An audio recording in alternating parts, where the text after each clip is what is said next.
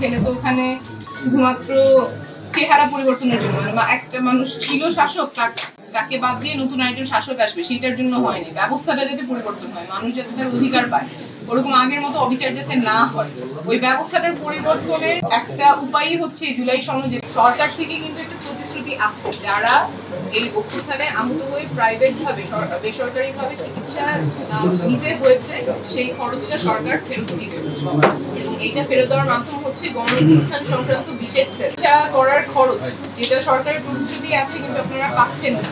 তারপরে ক্যাটাগরি নিয়ে অনেকে কথা বলেছেন যে ক্যাটাগরি যেটা হওয়ার কথা সেটা হয় নাই।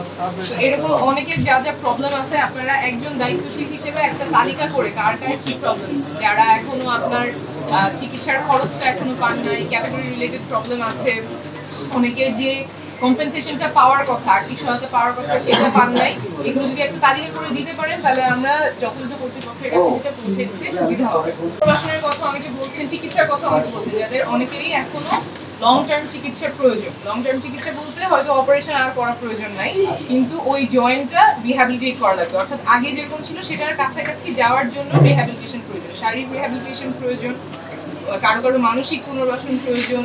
তারপরে যারা পড়াশোনা করছিলেন পড়াশোনাটা যাতে চালিয়ে যেতে পারেন, অনেকের সেই অবস্থায় আর নাই, হয়তো চোখে দেখতে সমস্যা হচ্ছে, হাত পা বিভিন্ন জায়গায় যেই ক্ষতগুলো হয়েছে সেই কারণে আপনি আর আগের মতো করে যেতে পারছেন না, কিন্তু আগের কাছাকাছি যাওয়ার জন্য যেই শারীরিক রিহ্যাবিলিটেশনটা প্রয়োজন পড়াশোনার ক্ষেত্রে, চাকরির ক্ষেত্রে, এইটাও কিন্তু সরকারের কমিটমেন্ট যে সেই পুনর্বাসনে তারা সাহায্য করবে, চিকিৎসায় সাহায্য করবে না। জুলাইয়ে যারা আহত হয়েছেন, শহীদ পরিবার হয়েছেন, আমরা বারবার শুনেছি যে আপনাদের চিকিৎসা হচ্ছে টপ প্রায়োরিটি, সরকারের টপ প্রায়োরিটি সেটা। আপনারা যখন হাসপাতালে যাবেন বা কোনো সেবা কেন্দ্রে যাবেন আপনাদের তো টপ প্রায়োরিটি থাকবে, কিন্তু বারবার আপনাদের কাছ থেকেই যেটা শুনছি, আমিও যখন আপনার সাথে কাজ করছি হাসপাতালে যাই, ওই কথা আর কাজে মিল থাকে না। কথাটা আছে যে সেবা পাবে, কিন্তু কোথায় যে আপনারা যাবেন, হাসপাতালে গিয়ে কোন জায়গায় গেলে আপনি বলবেন যে আমি জুলাইয়ে আহত, আমার এই জিনিসটা প্রয়োজন, সেটা আর বাস্তবে সেটার সাথে মিল থাকে না। কোথায় যাবেন, বারবার ঘোরাঘুরি করতে হয়, বিভিন্ন কোথায় এক্সরে হবে, কোথায় ওষুধ পাবে, কোথায় ইনভেস্টিগেশন হবে।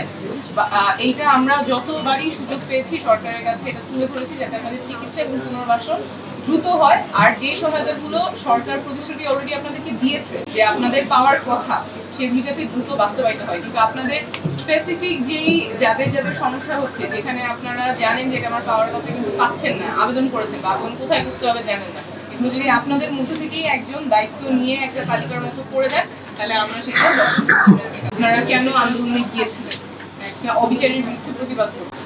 বারবার আপনাদের কাছ থেকে শুনতে পাচ্ছি যে আমরা সম্মান চাই, ডিগনিটিটা চাই, এই কথাগুলোই আমরাই কিন্তু আপনাদের কাছ থেকে নিয়েই বলছি।